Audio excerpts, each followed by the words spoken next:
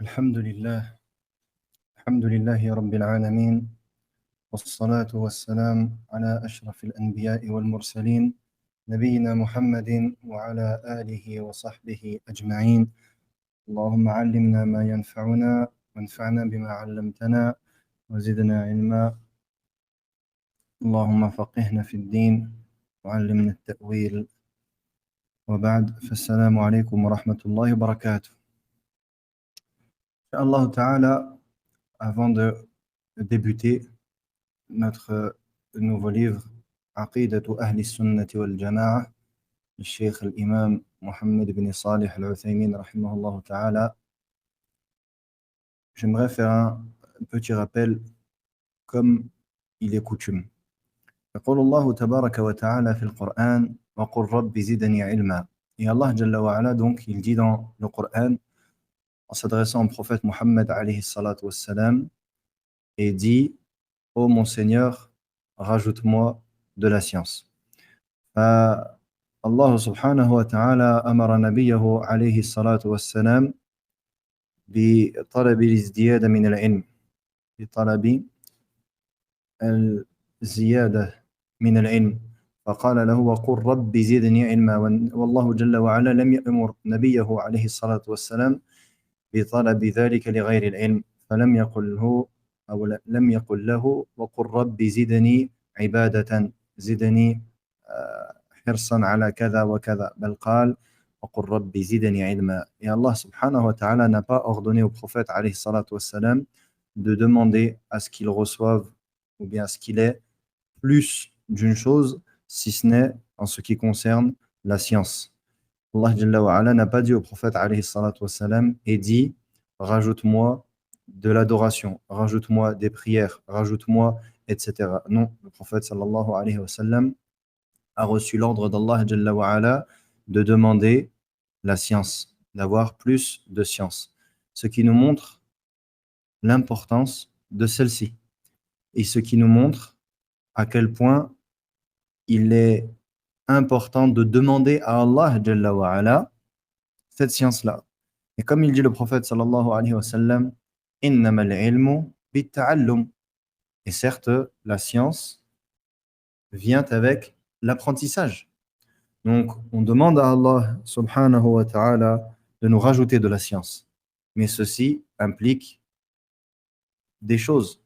Et la chose la plus importante que cela implique, et la première, c'est d'apprendre. Car celui qui n'apprend pas, qui ne fait pas l'effort d'apprendre, il ne pourra pas obtenir plus de science.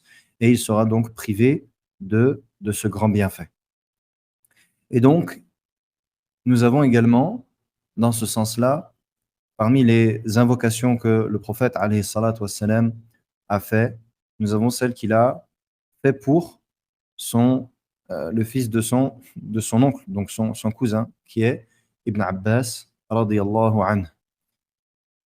Donc le prophète sallallahu alayhi wa sallam a fait dua Ibn Abbas et il lui a dit: Allahumma faqihhu fi din wa allimhu at-ta'wil. Oh Allah, instruis-le dans la religion et enseigne-lui le ta'wil, l'interprétation. Donc, l'interprétation du Coran. C'est pour cela que Ibn Abbas radiyallahu anhu luqiba bi turjuman al-Quran. C'est pour ça qu'on a appelé Ibn Abbas radiyallahu anhu turjuman al-Quran, le traducteur du Coran ou celui qui explique le Coran. Ici, le traducteur, non pas dans le sens où il traduit le Coran vers une autre langue, évidemment. Mais donc, ici, on voit que le prophète sallallahu alayhi wa sallam, il a fait ce dua à Ibn Abbas. Et on comprend donc que si le prophète sallallahu alayhi wa sallam lui a fait ce dua, c'est que la chose qu'il a demandé dans cette invocation, elle est extrêmement importante. Et ça nous montre également qu'il incombe de demander cela à Allah Jalla wa ala. Et également, les meilleures des invocations sont les invocations qui sont dans le Coran et que le prophète alayhi salatu wassalam avait pour habitude de prononcer. Donc, celui qui souhaite avoir de la science, eh bien qu'il demande comme Allah Jalla wa ala a ordonné au prophète alayhi salatu wassalam. Donc, si tu veux demander à Allah qu'il t'accorde plus de science, dis Rabbi zidni ilma. Rabbi zidni ilma. 3 mots. Et on n'a pas besoin de l'apprendre en français, Inch'Allah. Rabbi, ou Allah, mon Seigneur, zidni, rajoute-moi, ilma, de la science. Rabbi zidni ilma. 3 mots. Je le répète une dernière fois, Inch'Allah, vous essayez de on essaye de mémoriser cette invocation. Rabbi zidni ilma. 3 mots. Et c'est dans le Coran. C'est dans le Coran, dans Surat Taha. Dans Surat Taha. Et donc, également, autre invocation, celle du prophète alayhi salatu wassalam lui-même. Allahumma faqihhu fi din wa allimhu at-ta'wil. Ou Allah, apprends-lui, instruis-le dans la religion et fais-lui comprendre et accorde-lui le ta'wil, la compréhension du Coran. Et bien ici, on change juste la formulation. Il a dit apprends-lui, bien on rajoute par moi. Allahumma faqihni fi din wa allimni at-ta'wil. Allahumma faqihni fi din, ou Allah, instruis-moi en religion. Wa allimni at-ta'wil. Wa allimni at-ta'wil. Et apprends-moi, accorde-moi la compréhension du Coran. Et ici, ça ne se restreint pas qu'au Coran. Et donc ça fait partie des causes qui permettent donc d'obtenir cette chose immense auprès d'Allah Jalla wa Ala qui est la science. Car par la science, on comprend notre religion. Celui qui comprend sa religion, Inch'Allah, s'il est sincère, il la met en pratique. Et plus il va apprendre, et plus il va mettre en pratique, et plus il va se réformer.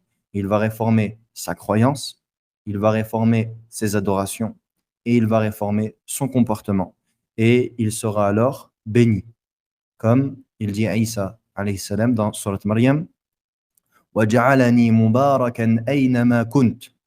Et il m'a fait béni, mubarakan, أَيْنَمَا كُنْتُ, où que je sois. Il m'a rendu béni où que je sois. Et dans le tafsir, qu'est-ce qu'il a été dit? Il m'a fait béni où que je sois, c'est-à-dire muta'alliman, mu'alliman ou muta'alliman, enseignant ou étudiant. Il a fait de moi quelqu'un de béni, c'est-à-dire soit qui enseigne, soit qui apprend. Et les preuves sont extrêmement nombreuses.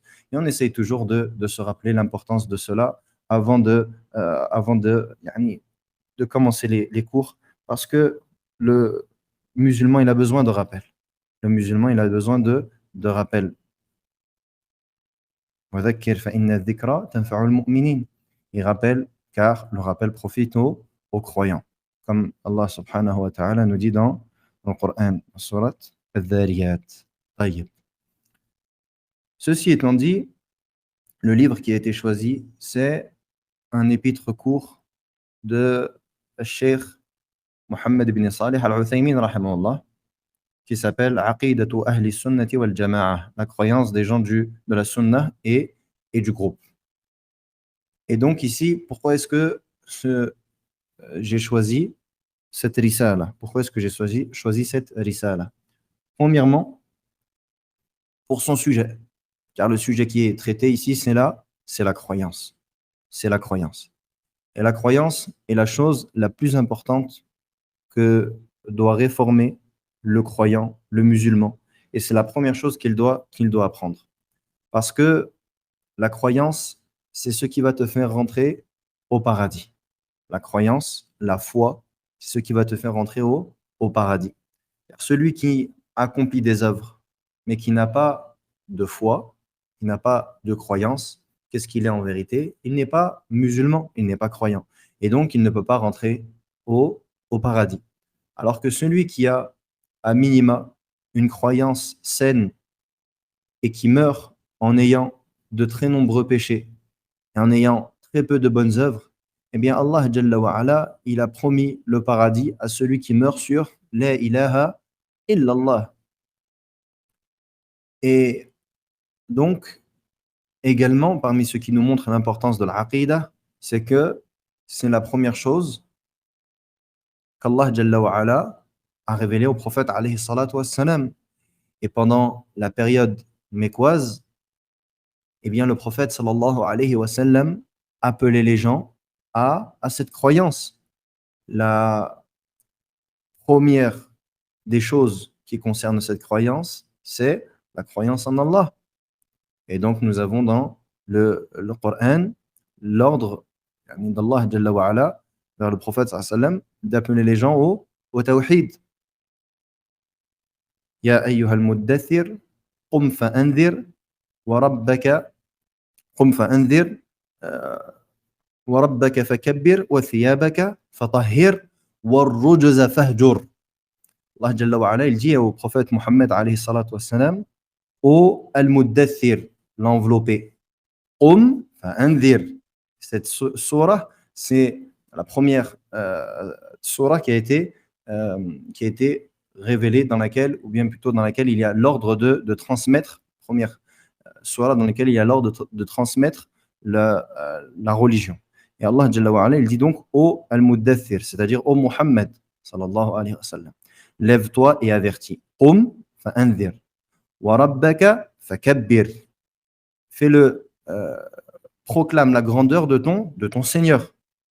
Wa thiyabaka fatahhir, et purifie ton vêtement. Wa rujza fahjur, et éloigne-toi des impuretés. Qu'est-ce que nous avons dans le tafsir? Dans le tafsir, nous avons l'explication que, ici, le sens de, donc, lève-toi et avertis, ça veut dire appelle à Allah. L'ordre d'Allah Jalla wa Ala d'appeler donc au prophète alayhi salam qu'il fasse da'wa. Fa'anzir, avertis. Wa rabbaka fakabbir, et donc proclame la grandeur de ton Seigneur. Ici donc, c'est la croyance en Allah Jalla wa Ala. Wa thiyabaka fatahhir, et purifie ton vêtement. Ici, ce qui a été dit dans le tafsir, c'est purifie ton cœur. Wa thiyabaka wa rujza fahjur, et les impuretés, délaisse-les. Ici, qu'est-ce qu'il est venu dans le tafsir? Il est venu dans le tafsir que délaisse les impuretés, c'est-à-dire délaisse les idoles, délaisse le shirk. Donc ici, on voit que le prophète sallallahu alayhi wa sallam, dès le début de la révélation, il a été ordonné d'appeler à Allah. D'appeler à Allah en appelant à quoi? À l'unicité d'Allah Jalla wa Ala, et à délaisser le shirk. Et nous avons dans les sourates mécoises l'évocation du paradis, ainsi que l'enfer, ainsi que le qadar, la croyance. وَمَا تَشَاءُونَ إِلَّا أَن يَشَاءَ اللَّهُ رَبُّ الْعَالَمِينَ. Par exemple, et vous ne voudrez que si Allah veut. Donc ici, nous avons إثبات al-qadar. Ici, nous avons donc le fait que al-qadar, c'est bien une chose qui vient d'Allah, puisque ça relève de sa volonté. Nous avons le paradis et l'enfer. Allah Jalla wa Ala nous décrit, vous regardez juste les sourates que nous avons dans Juz Amma, et vous voyez que, qu'est-ce qu'on a dedans? On a dhikrul jannah wa dhikrul nar, et etc., etc. Donc ça nous montre l'importance de cette aqidah. Et le prophète alayhi salatu wassalam a appelé pendant 13 ans, dans la période mécoise, les gens à al-aqidah sahiha, la croyance authentique. Et troisième point que je citerai sur l'importance de la croyance, c'est que tout repose sur cette croyance. Tout repose sur cette croyance. Et c'est pour cela que Allah Jalla wa Ala n'a pas ordonné aux Sahaba radiyallahu anhum de directement toutes les choses qui sont aujourd'hui présentes dans notre législation. Allah subhanahu wa ta'ala n'a pas rendu immédiatement le vin comme étant interdit. Allah Jalla wa Ala n'a pas ordonné directement la prière comme on la connaît aujourd'hui. Allah Jalla wa Ala n'a pas ordonné dans la période mécoise d'accomplir le djihad fi sabilillah. Et Allah Jalla wa Ala n'a pas ordonné aux femmes, par exemple, de porter al-hijab alors qu'ils étaient à la Mecque, etc., etc. Pourquoi? Eh bien parce que la base, les fondements sur lesquels vont reposer l'édifice de la religion, c'est la croyance. Ainsi, si le musulman, il rectifie sa croyance, eh bien tout le reste sera rectifié et sera solide. C'est pour cela que tu trouves que celui qui a une croyance ferme, eh bien, il va avoir une force dans l'accomplissement des obligations. Il va se lever pour Salat al-Fajr. Il va prier à la mosquée pour les hommes. Il ne ratera pas les prières en groupe. Il va lire souvent le Coran. Il ne délaissera pas la lecture du Coran, ne serait-ce qu'un seul jour, ne serait-ce que quelques versets. Tu verras que lorsqu'il reçoit l'ordre d'accomplir le hijra, il fait le hijra, il part en terre d'islam, il se prépare, il fait les causes. Euh, la personne qui a une croyance qui est forte et qui est ferme, la femme, elle va porter son hijab. Elle ne va pas repousser ou elle ne va pas elle ne va pas négliger sa pudeur. Et elle va mettre un hijab et son hijab, il va être shar'i. Ça va être un hijab légiféré. Et lorsque le croyant, il a une foi qui est ferme, il va appeler les gens à Allah et il va ordonner le convenable et il va interdire le blâmable. Mais lorsque la croyance est faible, eh bien tu trouveras que les œuvres seront faibles. C'est pour cela que on ne peut pas appeler les gens à des choses qu'ils n'ont pas la capacité d'accomplir parce qu'ils sont ignorants tout simplement. Comme aujourd'hui, on entend de très nombreuses personnes qui incitent les musulmans, par exemple, au djihad. Mais de quel djihad tu parles, mon frère? De quel djihad tu parles? Et il faut appliquer la charia. Il faut appliquer la charia. Toi-même, tu n'es pas capable d'appliquer le charia, ya akhi. La charia, sur toi-même, tu n'arrives pas à l'appliquer. Tu n'arrives pas à te lever pour le fajr. Tu n'arrives pas à éduquer ta famille, tes enfants correctement. Tu n'arrives pas à avoir un bon comportement envers tes parents, envers tes voisins, envers ton épouse, envers tes enfants, envers tes frères, tes sœurs, etc. Quel djihad tu parles? Quel accompli, yani, à quel moment tu vas être capable, ou les musulmans vont être capables de vivre sous la charia? Ce n'est pas ainsi que Allah Jalla wa Ala a tracé le chemin de l'appel à Allah. Parce que ce qu'Allah Jalla wa Ala, yani la façon dont Allah il a tracé ce chemin, c'est celle que nous a transmis le prophète alayhi salatu wassalam. Donc si tu veux accomplir ces choses-là, il faut que tu les accomplisses en conformité avec avec quoi est venu le prophète alayhi salatu wassalam. C'est pour cela donc que c'est une erreur que de vouloir sauter les étapes. Quelqu'un qui ne fait pas salah, tu le vois en train d'écouter de la musique. Il n'a aucune idée, il ne connaît rien de la religion. Tu peux lui dire ittaqillah à la musique. Mais sache que si tu veux vraiment cette personne lui faire le rappel, fais-lui le rappel sur la salat. Rappelle-lui le tawhid. Cette personne, peut-être qu'elle ne connaît même pas le sens de la ilaha illallah. Aujourd'hui, les musulmans, si tu leur demandes quel est le sens de la ilaha illallah, ils ne savent pas. Les Français, la majorité, tu lui dis qu'est-ce que veut dire la ilaha illallah? Il te dit, il n'y a de Dieu que Dieu. Ya Allah, il n'y a de Dieu que Dieu. Tu lui dis quels sont les annulatifs de la ilaha illallah. Qu'est-ce qui annule la ilaha illallah? Il ne sait pas. Comment veux-tu alors que cette communauté elle soit forte? Comment veux-tu que cette communauté elle soit dominante? Cette communauté ne peut être forte et ne peut être dominante qu'en suivant le chemin d'Allah Jalla wa Ala, comme il a été tracé par Allah subhanahu wa ta'ala et comme l'a fait le prophète alayhi salatu wassalam. Donc c'est pour ça qu'il faut apprendre cette croyance et qu'il ne faut pas penser qu'on la connaît. Parce que la croyance, c'est une chose qui pénètre le cœur et qui amène des fruits. La croyance, c'est un arbre. La croyance, c'est un arbre. Et cet arbre-là, il a un tronc et il a des racines et il a des branches et il a des fruits. Cet arbre, s'il est, il est ferme.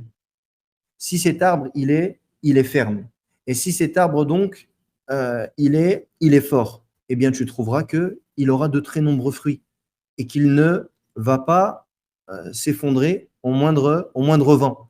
En revanche, si l'arbre, il n'est pas ainsi, eh bien, tu verras qu'il n'apportera pas de fruits. Et si jamais il apporte des fruits, ces fruits n'auront pas ils seront pourris ou auront un goût qui n'est pas le goût que donnerait un arbre fruitier qui est lui en bonne santé. Et c'est ainsi donc qu'est la foi. Et c'est pour cela qu'il faut apprendre cette aqidah. Et cette aqidah, elle a besoin de tajdid, elle a besoin, pour celui qui, alhamdulillah, qui essaye d'apprendre sa religion, il va revoir des choses qu'il a déjà vues, qu'il a déjà entendues. Mais on a besoin de ça. Parce que l'arbre, il a besoin de quoi? Il a besoin d'être arrosé. Si cet arbre, il n'est pas arrosé, eh bien, il va sécher. Et s'il sèche, eh bien, il va perdre ses fruits.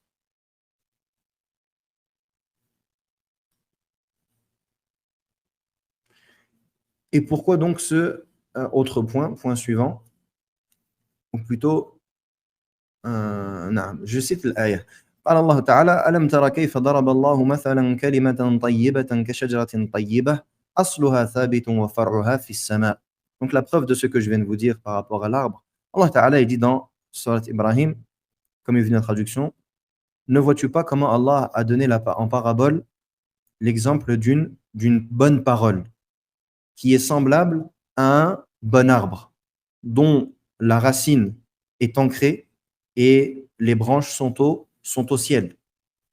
تؤتي أكلها كل حين بإذن ربها, qui donne des fruits à tout instant par la permission de son Seigneur. ويضرب الله الأمثال للناس لعلهم يتذكرون.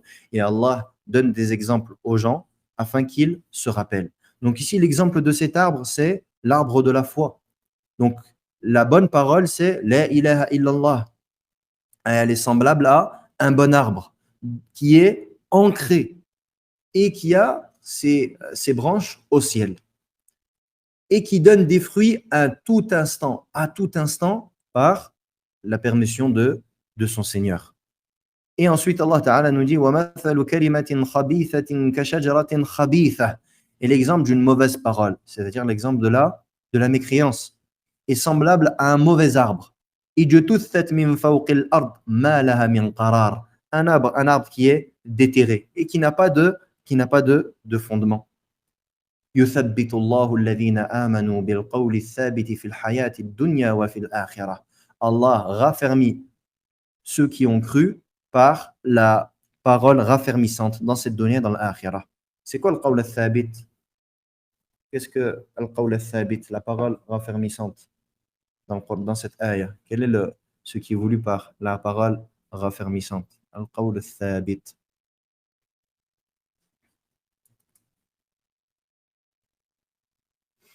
Frère, vous pouvez ouvrir votre micro. Je vous ouvre le micro si vous voulez répondre.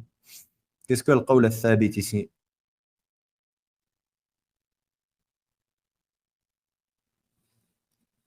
Je remets le lien du bot pour les autres. C'est quoi le qawl al-thabit dans l'ayah? La parole raffermissante. C'est quoi cette parole? Ah, ça, il faut connaître. نعم تفضل أخي.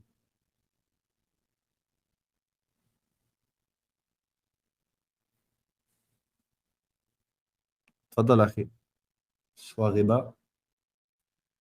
Salam alaikum, la bonne croyance.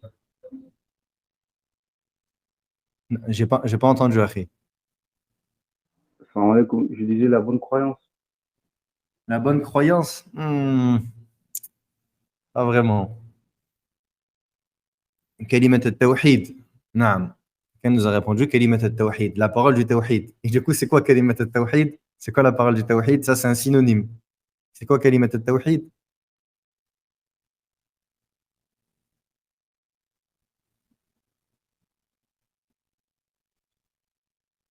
Et jama'a, c'est très important de connaître ça.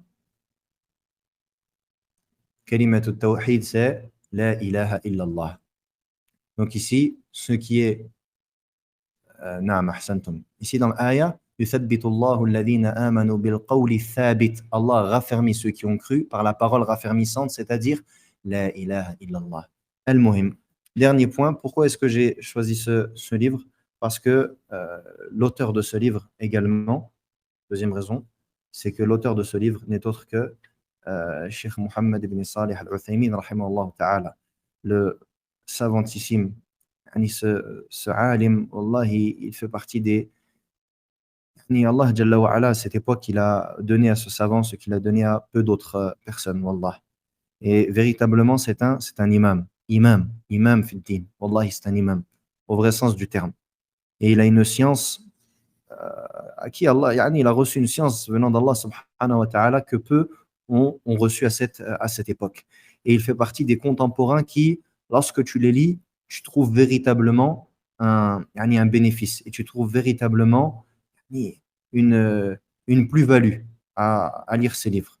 Et bien que certains de ces livres yani, euh, ne soient pas, entre guillemets, faits pour les débutants, il n'en reste pas moins que la plupart de ces livres sont très profitables. Et parmi les livres les plus profitables il y a celui-ci. Et il faut savoir que Cheikh Al-Uthaymin rahimahullah, n'a pas beaucoup écrit. Il y a beaucoup de livres, mais la plupart de ces livres, le Cheikh ne les a pas écrits. Ces livres sont des livres qui ont été imprimés aujourd'hui du Cheikh, qui se comptent en centaines. Et si tu prends tous les tomes, c'est des centaines, yani, entre le tafsir, les ahadith, la aqida, al-lugha, al-muhim. Bien, en fait, c'est quoi? C'est de la retranscription de ses cours audio. Le cheikh, il faisait énormément de cours dans sa mosquée. Et par la suite, yani, avec les audios qui, alhamdoulilah, sont pour la majorité de très bonne qualité, yani, ils ont retranscrit, ils ont mis à l'écrit les cours du cheikh, yani, les explications du cheikh. Et du coup, masha'Allah, ça nous a donné une grande bibliothèque de livres. Et ça fait partie, en revanche, cette risala, de ce que le cheikh a écrit. Donc le cheikh n'a pas beaucoup écrit de livres, mais ce livre-là, que l'on va étudier ensemble, incha'Allah ta'ala, c'est un livre que le cheikh, il a, en revanche, bel et bien écrit. Et, Inch'Allah Ta'ala, on va essayer donc ensemble de lire ce livre. J'ai traduit une partie du livre et je vais essayer, Inch'Allah, petit à petit de le traduire par écrit.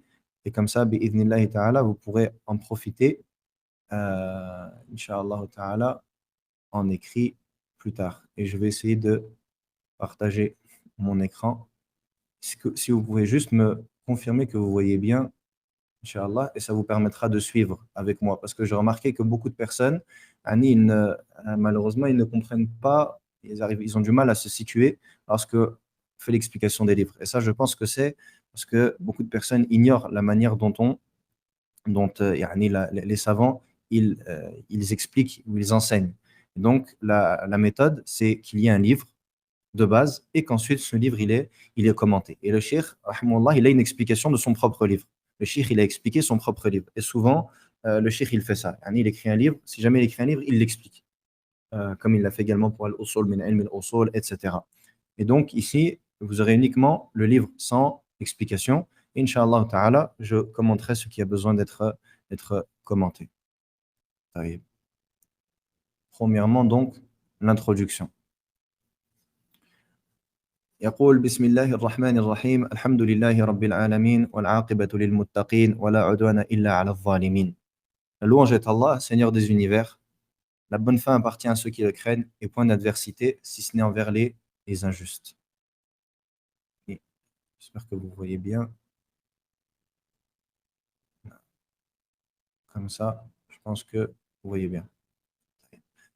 أشهد أن لا إله إلا الله وحده لا شريك له الملك الحق المبين ورسوله خاتم النبيين وإمام المتقين صلى الله عليه وعلى آله وأصحابه ومن تبعهم بإحسان إلى يوم الدين.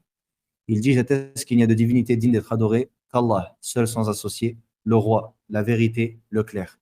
Ça fait partie des noms d'Allah Jalla wa Ala. Le roi, Al-Malik, la vérité, Al-Haq. Parmi les noms d'Allah, Al-Haq, la vérité. Le clair, Al-Mubin. Ensuite, il dit, et que son messager est le sceau des prophètes. Le prophète Mohammed alayhi salatu wassalam, est le dernier des prophètes. Point de prophète après lui, sallallahu alayhi wa sallam. Le guide des pieux, Imam al-Muttaqin. Qu'Allah prie sur lui, ainsi que sa famille, ses compagnons et ceux qui les ont suivis de la meilleure des manières. أما بعد فإن الله تعالى أرسل رسوله محمدا صلى الله عليه وسلم بالهدى ودين الحق. Ceci étant dit, Allah a certes envoyé son prophète Mohammed alayhi salatu wassalam avec la guidée et la religion de la vérité, comme miséricorde pour les univers. Rahmatan lil alamin, comme miséricorde pour les univers. Comme Allah Jalla wa Ala dit dans le Coran, وَمَا أَرْسَلْنَاكَ إِلَّا رَحْمَةً لِلْعَالَمِينَ. Nous ne t'avons envoyé que comme une miséricorde pour les univers. Et comme exemple pour ceux qui œuvrent. Le prophète est l'exemple de ceux qui cherchent à œuvrer. Si tu cherches à œuvrer, à te rapprocher d'Allah Jalla wa Ala, tu te dois de prendre le prophète sallallahu alayhi wa sallam comme guide. وَحُجَّةً عَلَى الْعِبَادِ أَجْمَعِينَ. Et il l'a envoyé comme une preuve contre l'ensemble de ses serviteurs.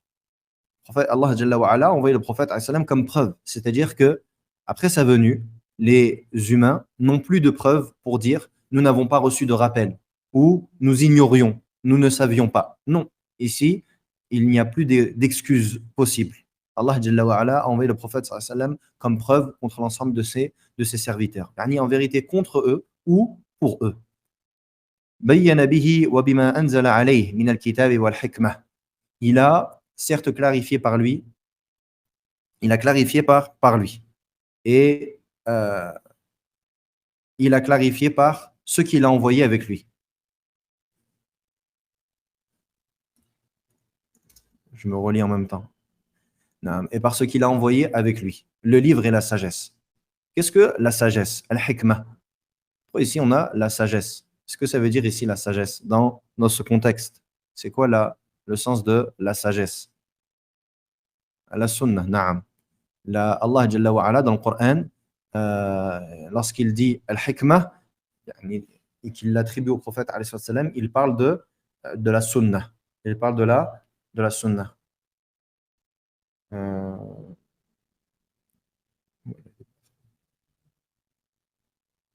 نعم هو الذي بعث في الأميين رسولا منهم يتلو عليهم آياته ويزكيهم ويعلمهم الكتاب والحكمة.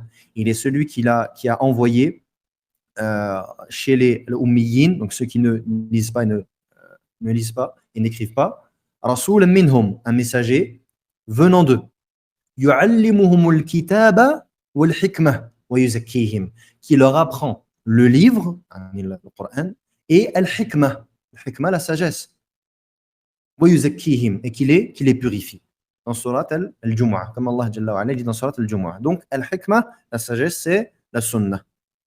Et il leur a envoyé à tous ceux, il est venu le prophète avec tout ce qui contient le bien des serviteurs, ainsi que la droiture concernant leur situation mondaine et religieuse. Le prophète sallallahu alayhi wa sallam est venu avec le bien tout entier.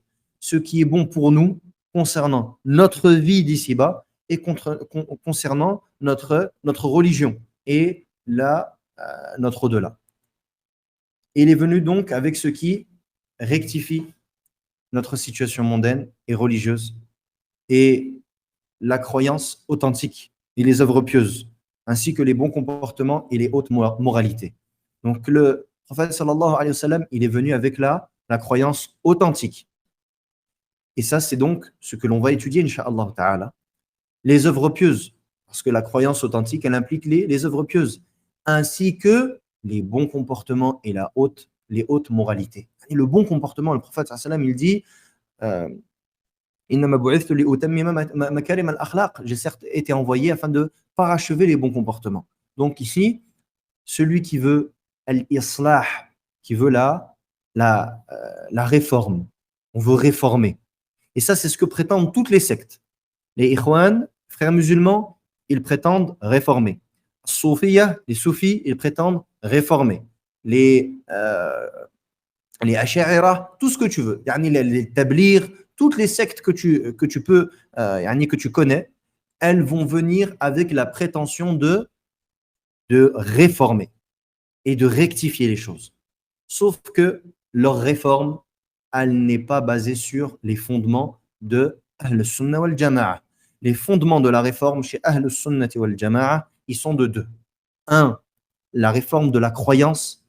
2, la réforme du comportement. Donc ça, c'est ce qui est ici. La croyance authentique et le bon comportement. Donc, la croyance authentique et le bon comportement, ça, ce sont les deux fondements de la réforme. Donc, celui qui souhaite se réformer, il doit réformer son comportement et il doit réformer sa croyance. فترك صلى الله عليه وسلم أمته على المحجة البيضاء ليلها كنهارها لا يزيغ عنها إلا هالك. Il a donc laissé sa communauté sur la voie claire, de nuit comme de jour, dont ne s'égare qu'une personne allant à sa perdition. La voie du prophète sallallahu alayhi wa sallam est une voie qui est claire. Elle est claire, de nuit comme de jour. Et ne s'égare de cette voie-là qu'une personne qui va à sa perdition. La voix du prophète, alayhi salatu wassalam, elle est claire. Les ahadiths, walillahi alhamd, ils sont clairs. Car Allah Jalla wa ala n'a pas rendu cette religion dure, mais il l'a rendue facile. Il a rendu cette religion facile et compréhensible de tous.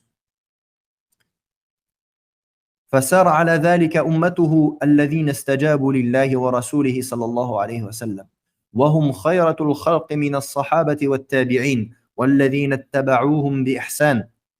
Et ensuite il dit, rahimahullah, et ont sillonné sur cela, sur cette voie. Ceux qui ont répondu à l'appel d'Allah et de son messager sallallahu alayhi wa sallam, parmi sa communauté, les compagnons et les tabi'in, ainsi que qui sont les meilleurs de la création, ainsi que tous ceux qui les ont suivis de la meilleure des manières. Donc, qui a sillonné sur cette voie? La voie du prophète alayhi salatu wa sallam, la voie claire, al-mahajjatul bayda, la voie claire, et qui ont répondu donc à l'appel d'Allah et de son messager parmi sa communauté. Qui sont-ils? Les compagnons, les tabi'in. Les tabi'in, c'est la génération qui est venue juste après les compagnons. Donc ceux qui n'ont pas vécu avec le prophète alayhi salatu wassalam, mais qui ont vécu avec les sahaba, les compagnons. On les appelle at-tabi'un. At-tabi'un, donc at-tabi'in. Et ils sont les meilleurs de la création, ainsi que tous ceux qui les ont suivis de la meilleure des manières. Et donc ici, le prophète sallallahu alayhi wa sallam, il nous dit dans le hadith, et vous voyez que la parole des savants, elle est prise des ahadiths. Elle n'est pas prise de la raison. Ce ne sont pas des paroles d'ordre philosophique, comme font les gens de l'innovation. Ici, la parole des ulama, elle est basée sur le Coran et la Sunna. Leur parole, elle transpire le Coran et la Sunna. Et ici, donc, cette parole du Cheikh, Al-Uthaymin, rahimahullah, tu vois qu'elle est basée sur un hadith. Il dit qui sont les meilleurs de la création. Naam. Ils sont les meilleurs de la création. Le prophète sallallahu alayhi wa sallam dit dans le hadith, khayrul quruni qarni, thumma alladhina yalunahum, thumma alladhina yalunahum. Les meilleures générations sont ma génération, celle du prophète alayhi wa sallam et des sahaba. Puis de ceux qui les ont précédés, puis ceux qui les ont, ou bien ceux qui leur ont succédé, puis ceux qui leur ont succédé. Donc, le prophète alayhi salatu wassalam et les sahaba, puis at-tabi'un, puis tabi'ut tabi'in, ceux qui ont suivi le prophète alayhi salatu wassalam. Ainsi que tous ceux qui les ont suivis de la meilleure des manières. Ainsi que tous ceux qui les ont suivis de la meilleure des manières. Et donc, tous ceux qui ont sillonné sur cette voie-là, ceux qui se sont identifiés, ils sont annexés à ces derniers. فَقَامُوا بِشَرِيعَتِهِ. Ils ont donc appliqué sa législation. وَتَمَسَّكُوا بِسُنَّتِهِ. Ils se sont cramponnés à sa sunna. وَعَضُّوا عَلَيْهَا بِالنَّوَاجِذِ. Et ils se sont accrochés à la plus forte des manières. Ici, j'ai traduit le sens, je n'ai pas traduit littéralement. Le cheikh, il dit عَضُّوا عَلَيْهَا بِالنَّوَاجِذِ. Ils s'y sont accrochés avec leurs molaires. Et ça également, c'est tiré d'un hadith. Et je termine et je vais citer les hadiths sur lesquels le cheikh il s'est appuyé pour utiliser ses propos. Et on voit que, subhanallah, leur lexique, c'est un lexique religieux. Leurs termes, ce sont des termes religieux qu'ils ont puisés du Coran et de la sunna du prophète sallallahu alayhi wa sallam. Aqidatan wa ibadatan. Concernant la croyance et l'adoration. Ils se sont accrochés de la manière la plus forte à leur croyance et à l'adoration comme il leur a été ordonné, ainsi que l'éthique et le comportement. Yani le comportement. Ensuite, il dit فَصَارُوا هُمُ الطَّائِفَةَ الَّذِينَ لَا يَزَالُونَ عَلَى الْحَقِّ ظَاهِرِينَ. Ils sont alors devenus le groupe qui ne cessera d'être sur la vérité de manière apparente. لَا يَضُرُّهُمْ مَنْ خَذَلَهُمْ أَوْ خَالَفَهُمْ حَتَّى يَأْتِيَ أَمْرُ اللَّهِ وَهُمْ عَلَى ذَلِكَ. Et qui ne cesseront donc d'être sur la vérité de manière apparente, et qui ne recevront de tort ni par ceux qui les abandonnent, ni par ceux qui s'opposent à eux, jusqu'à ce que vienne l'ordre d'Allah. Et donc ici, cette partie du texte, toute cette partie-là, c'est tiré de plusieurs ahadiths. Nous avons dit, ils sont les meilleurs de la création. Ça, c'est tiré du hadith du prophète sallallahu alayhi wa sallam, qui nous dit, et même cette partie-là d'ailleurs, le prophète sallallahu dit, la meilleure des générations, c'est ma génération, puis ceux qui viennent après, puis ceux qui viennent après. Donc ça, c'est la preuve concernant sa parole, qui sont les meilleurs de la création. Ici, il a donc laissé sa communauté sur la voie claire. Le prophète alayhi salatu wassalam nous dit dans le hadith, Inni qad taraktukum ala al-mahajjati al-bayda, layluha kanahariha, la yaziru anha illa halik. Je vous ai certes laissé sur la voie claire, ne s'égare de celle-ci que celui qui va à sa perdition, de nuit comme de jour. Ne s'égare de celle-ci que celui qui va à sa perdition. Donc ça, c'est tiré d'un hadith. Ensuite, il nous dit, ils ont donc appliqué sa législation, se sont cramponnés à la sunna de la plus forte des manières. Addu alayha bin nawajid. On a dit la traduction pour que ce soit compréhensible pour quelqu'un qui n'a pas l'explication. J'ai dit de la plus forte des manières. Mais le terme utilisé par le cheikh, c'est ils se sont cramponnés avec leurs molaires. Pourquoi? Parce que le prophète sallallahu alayhi wa sallam, il nous dit dans le hadith, et je cite que la partie qui nous intéresse, dans le hadith de Al-Irbad ibn Sariyah radiyallahu anhu, il nous dit wa alaykum bi sunnati سنة الخلفاء الراشدين المهديين من بعدي عضوا عليها بالنواجذ. Cramponnez-vous, attachez-vous à ma sunna et la sunna des califes bien guidés. Accrochez-y-vous avec vos molaires. Donc ici, ce terme-là, il est tiré d'un hadith.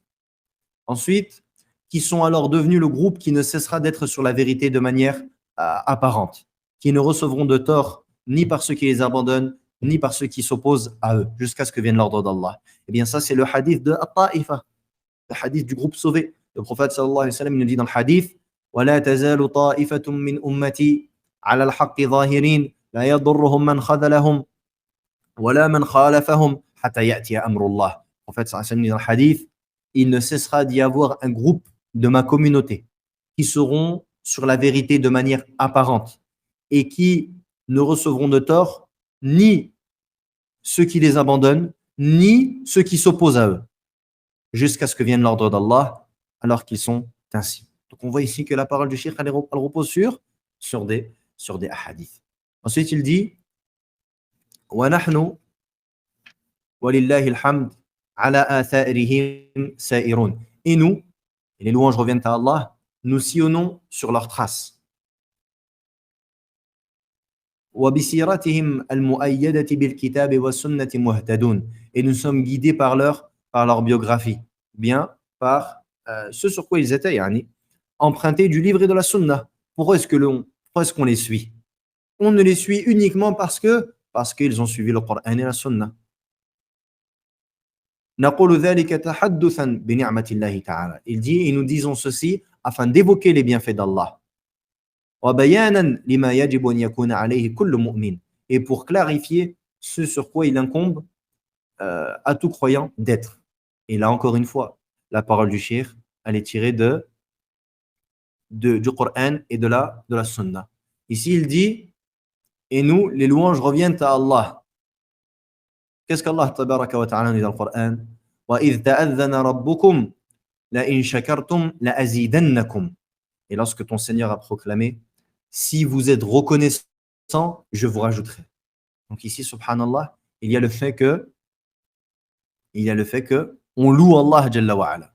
Et le fait que louer Allah Jalla wa Ala, qu'est-ce que ça a comme bienfait, comme répercussion bénéfique, que Allah Jalla wa Ala nous rajoute de ses bienfaits. C'est pour ça qu'il dit, et nous, et les louanges reviennent à Allah, afin qu'Allah, il nous rajoute encore plus. Sillonnons sur leurs traces et sommes guidés par leur biographie empruntée du livre de la Sunna. Et ensuite, il dit, regardez, et nous disons ceci afin d'évoquer les bienfaits d'Allah. C'est-à-dire, on ne dit pas cela par arrogance. Aujourd'hui, Allah al-Musta'an, il y a des gens qui disent, regardez ces salafiyyin, ils pensent que ils disent, nous sommes le groupe sauvé. Nous sommes le groupe sauvé et tous les autres, ils iront en enfer. Et on va avoir regardez, ils sont orgueilleux, ils sont vaniteux. Et ici, regardez, subhanallah, à quel point ils mentent. Ce sont des menteurs. Regardez ici. Cheikh al-Uthaymin, il dit quoi? Et nous disons ceci, alhamdulillah, nous sommes le groupe sauvé. Et nous sommes sur la voie du prophète, alayhi salatu wassalam. Donc, premièrement, alhamdulillah, ça veut dire on remercie Allah et cela vient d'Allah Jalla wa Ala uniquement. Deuxièmement, on dit cela afin d'évoquer les bienfaits d'Allah. Et ça, c'est basé sur un verset. Et ça, c'est basé sur un verset que sûrement beaucoup d'entre vous connaissent. Allez, je vous donne un indice, c'est dans Surat Al-Duha. Dans Surat Al-Duha, qui fait partie des sourates qui sont courtes. Et on ne dit pas les petites sourates, d'ailleurs. On ne dit pas les petites sourates. Petites sourates. On ne dit pas petit. On dit court. Qisar al-suwar. On ne dit pas une petite sourate. On dit une sourate courte. Une sourate qui est courte. طيب. Donc cette sourate, beaucoup de personnes la mémorisent. Alhamdulillah. Quelle est la preuve? Et nous disons ceci afin d'évoquer les bienfaits d'Allah. Qu'est-ce qu'Allah tabaraka wa ta'ala nous dit dans Surat Al-Duha?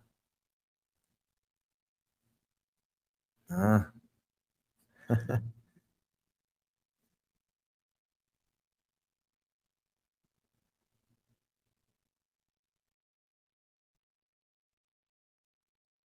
Yallah, personne. Le dernier verset. Le dernier verset de Surat Al-Duha. وَأَمَّا بِنِعْمَةِ رَبِّكَ فَحَدِّثْ. Et concernant les bienfaits de ton Seigneur, proclame-les. Ou bien, et les bienfaits de ton Seigneur, proclame-les. Allah subhanahu wa ta'ala nous a ordonné de proclamer ses bienfaits. وَأَمَّا بِنِعْمَةِ رَبِّكَ فَحَدِّثْ. Donc ici, le cheikh, qu'est-ce qu'il fait? Il se conforme à l'ordre d'Allah Jalla wa Ala qui est venu dans le Coran. Allahu Akbar. Walhamdulillah. Il dit, et afin de clarifier ce sur quoi il incombe à tout croyant d'être. ونسأل الله تعالى أن يثبتنا وإخواننا المسلمين بالقول الثابت في الحياة الدنيا وفي الآخرة وأن يهب لنا منه رحمة إنه هو الوهاب. Et nous demandons à Allah qu'il nous raffermisse ainsi que nos frères les musulmans par la parole raffermissante dans cette vie ainsi que dans l'au-delà et qu'il nous accorde une miséricorde venant de lui. Il est certes le grand donneur. Donc ici, regardez, subhanallah, encore une fois, ils disent, regardez ces salafines, ils sont orgueilleux, ils pensent que ce sont les seuls à être sauvés, que les autres ils iront en enfer. Regardez, subhanallah. Et nous demandons à Allah qu'il nous raffermisse. Parce qu'on sait que les choses, elles viennent d'Allah, Jalla wa Ala. C'est Allah qui raffermit.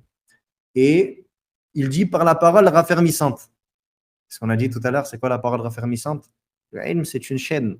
Tout est lié. On a dit, c'est quoi la parole raffermissante tout à l'heure? On a dit, c'est La ilaha illallah. Dans cette vie ici que dans l'au-delà. Donc encore une fois, ici le shir, il se base sur une ayah, sur un verset. Il dit, et qu'il nous accorde une miséricorde venant de lui, et il est certes le grand honneur. Al-Wahhab. Et donc ici on voit le fait de demander ces choses-là à Allah Jalla wa Ala. Et donc ça c'est tiré d'un verset. Allah a raffermi ceux qui ont cru par la parole raffermissante. Yani la ilaha illallah. Et également, le prophète sallallahu alayhi wa sallam, parmi les du'a qu'il faisait le plus, Allahumma ya muqallib al-qulub, thabbit qalbi ala dinik. Ô Allah, toi qui fais vriller les cœurs, qui retourne les cœurs, raffermis mon cœur sur ta religion.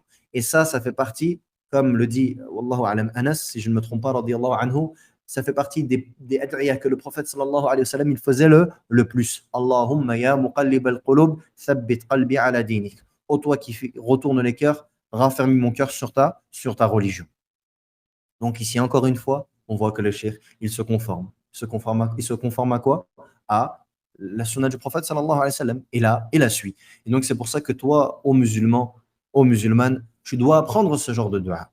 Allahumma ya muqallib al-qulub, thabbit qalbi ala dinik. Ô toi qui fais vriller les cœurs, qui retourne les cœurs, raffermis mon cœur sur ta religion.